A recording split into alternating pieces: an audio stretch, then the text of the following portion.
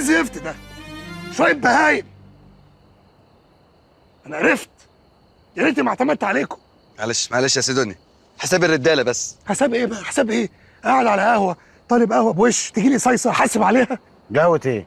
احنا عايزين حساب الاداء.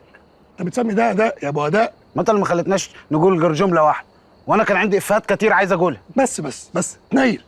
انت حتى الحقيقة مش عارف تتكلم فيها صح. قال لك ايه؟ جدي كان في الثلاثينات بيعمل ليزك.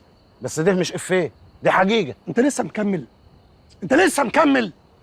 وافيهاتك زي السم دمها تقيل. كان عاوز يقول ايه يا سيدوني؟ بس ما تفكرنيش، مش عايز ارجع. قول عشان ما حسبوش.